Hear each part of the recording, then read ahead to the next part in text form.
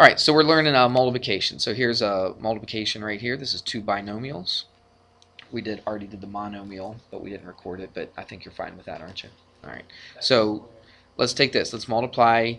It's just distributive property. Take the first one times both of these and take the second one times both of these, and that's what we're going to do. So let's take the first one. X times x is x squared. Okay. Then the first one times this one over here, which is minus 5x. All right. And then inside here, and then minus 15. All right. So you're well schooled on the FOIL method, right? But we don't leave it like that, do we? We add the like terms. You always simplify by adding like terms. Yep, negative 5x plus 3x is minus 2x, and then minus 15. That's it. It's in descending order, right? It's the order it should be in. It doesn't have to be, but this just lends itself to already putting it in descending order. And there you go. Pretty easy, huh? Let's do one a little bit more complicated. This one's right in the book. It's on page 29 if you want to follow along, but you don't have to.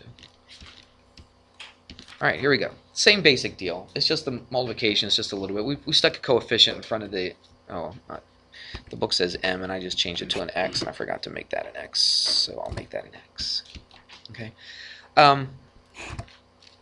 It's the same deal. It's just I stuck a coefficient in front of the x's. Instead of being a 1, I put a 6 and a 4. Really, it's the same process, so let's do it. First, outside, inside, last. So the first is what? 24x squared. The outside is minus 18x. The inside is plus 4x, and then the last is minus 3. Easy. 24x squared. Add the like terms, so what's that? Minus 14x, is that right? Minus 3, and that's it. You can't simplify it anymore, just leave it like that. You okay with that? All right, let's do another one.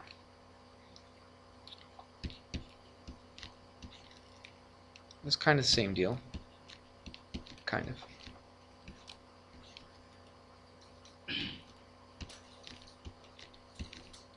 Ugh. I told myself at the beginning of this, I'm just going to make this an x, but the book says r, and then I started writing r after I wrote the first x. I'll just keep it all r. Is that all right?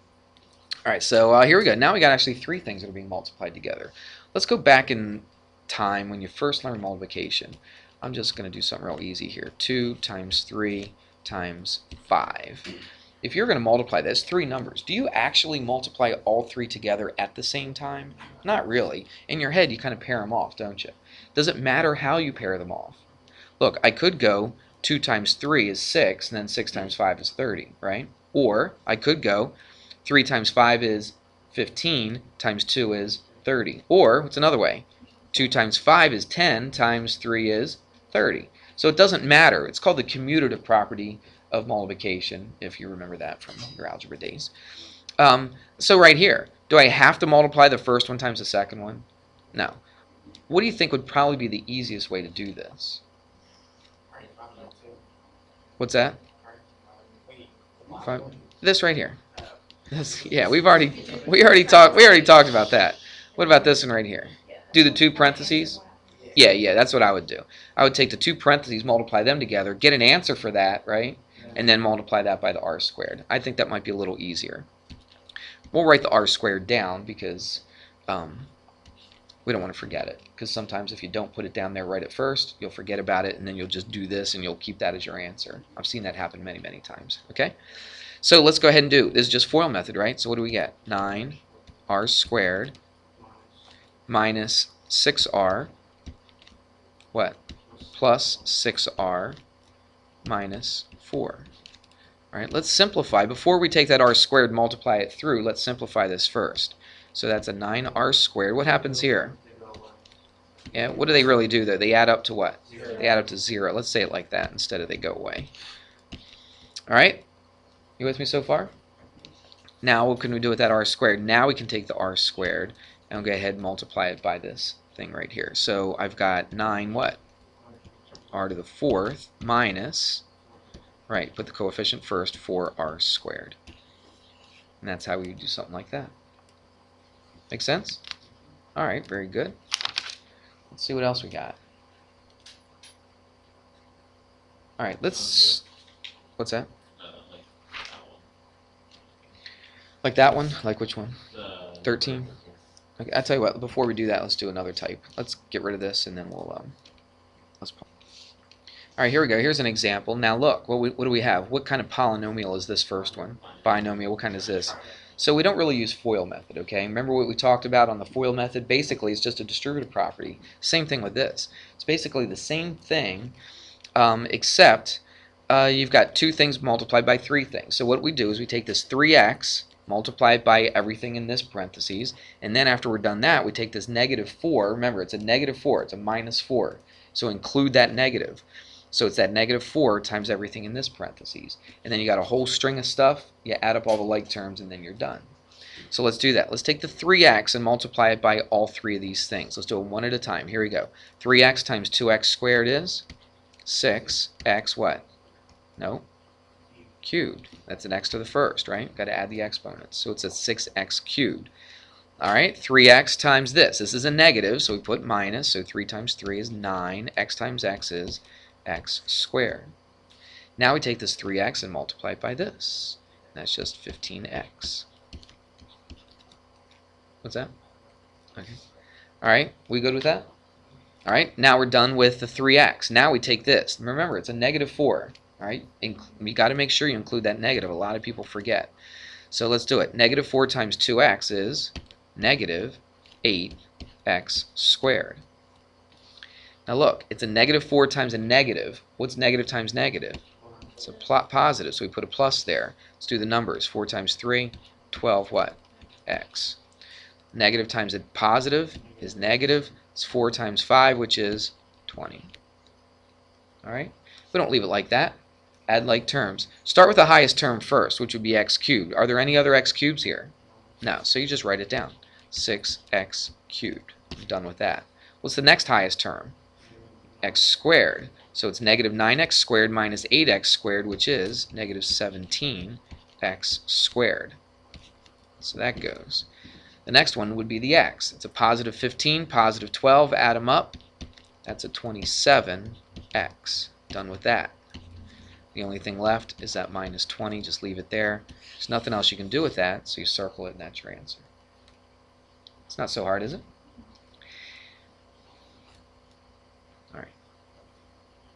Alright, so that's a binomial times a trinomial. Let's do this. Let's do, what do you think would be next? We've done two binomials. We did one bi times a tri. Let's do two tris, okay? Two trinomials.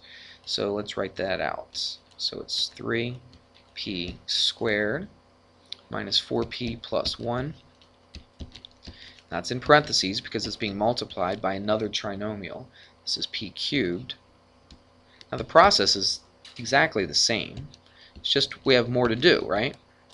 Is that 3p squared? Yes, 3p squared. Alright, so let's go through this. Let's take the first one and we'll multiply it by all three. Then we'll take the second one, the negative 4p, multiply it by all three of these. Then we'll take the third one, the plus 1, and we'll multiply it by all three of these. Right? It's the same process, isn't it, as what we did when we did two binomials. It's just a few more steps, that's all. So let's do that. 3p squared times all three of these. So it's 3p squared times p cubed, which is 3p to the what? Fifth, because you add the exponents. 3p squared times this, 2p. So it's positive 6, what? P cubed. Alright, because p squared times p. Now we'll take that 3p squared, multiply it by this. You got a positive and a negative, which is going to give you a negative, what? 24p squared. Good. So I'm done with my p squared, right? Now I do the negative 4p and multiply by all three of these. So it's negative 4p times p to the third. So it's negative 4 what? P to the fourth, because that's p to the first, right? Negative 4p times positive 2p, negative 8 what? P squared, because p times p. You with me? Negative 4p times negative 8. Negative times negative is positive. 8 4s are 32 what? P, because you got a p here. Alright. Now, let's do the 1. Do the same thing and multiply it by all three of these things. So, that's easy. So it's 1p cubed, or just p cubed. And then it's plus 2p, and then it's just minus 8. Right? So you really didn't change it because you're just multiplying by 1. Now look at this. We've got all this stuff. Alright? Highest power is p to the fifth. Are there any other p to the fifths? No. So you just keep it 3p to the fifth. So I'm done with that. What's the next highest power? Well, p to the fourth, right, is the next highest power, p to the fourth. Are there any other p to the fourths? Nope. So you just write down minus 4p to the fourth. We're done with that. What's the next highest power? P cubed. Here's a p cubed right here. Any others? Yep, right there. It's positive 6 plus 1, which is plus 7p cubed. Just add up the coefficients, right, and keep the term the same. Let's see. P squareds? Yep, right here and right here. Negative 24 minus 8, which is negative what? 32? And then what? P. No, it's not to the fourth. Okay, you don't add the exponents here. Okay, I talked about that yesterday because I knew people do this. It happens every year. All right, that I see this, and I tried to make a big deal about it the other day when we talked about this. You do not add the 2 and the 2 to get a 4. This is an addition problem. The only time you add the exponents is when you're multiplying the variables together. Okay, you follow me? So it's not to the fourth, it's to the what? It just stays to the second. You just add the coefficients. The x or the variable stays the same. Did you hear what I said? The variable stays the same. You only add the coefficients. All right. See why it's nice to mark these things off? Because if you didn't, then you're like searching around what's next and that kind of thing. So now you got 32 plus 2, which is 34. What? The exponent or the variable stays the same, right? So it just stays p. So I'm done with that. What else I got left? Just a minus 8. Yep, and I'm done. Look at that crazy thing. That's your answer. All right. It's a big long answer, but was it that hard to do? I don't think it was hard at all. I think you just little multiplication, little adding like terms, bang, you're done. It's the same thing as FOIL method, except it's just a little bit longer. All right. All right. Here's another type. Let's start real easy. Let's go x plus 3. Put it in parentheses. Now watch what I'm going to do. I'm going to square it. Now we've talked about this in the Saxon book. Okay, we did problems like this. Some that were a little more involved than even this one was. What does it mean to square something in general? What does it mean to square something? Multiply by itself. Okay, so I am not, listen to me, I am not going to distribute a squared through here because there's no distributive property with exponents. Okay, it doesn't exist. It only works with things that are being multiplied. This is being squared. So a lot of people like to go x squared plus 3 squared. Nope, doesn't work. You can't do that. All right, when you square something, you multiply it by itself. So it's going to be x plus 3 times what? X plus 3. Took that parentheses and multiplied it by itself. That's what it means to square something. Okay? If you get that, then the rest of it's cake because we've already talked about this. Let's do this. We can do this in our head. X squared. Watch. Let's just attempt to do this next part in our head. Plus 3x plus 3x plus 6x. Do you see that? And then plus what? 9. If you look at this, anytime you have something squared, really, what do we do to that 3 to get that middle number? You just multiply it by 2, right? Because it's the same thing, right? You're going to have a 3x and you're going to have a 3x here. It's going to be the two of the same things added together. So if you want, you can just remember, multiply that by 2, and there you go. Make sense? All right. They have a little formula if you want. It's like this. It's a squared plus 2ab plus b squared. If you want to learn that, you can. Does that make sense? Because you multiply these together, and then let's see. Is that right?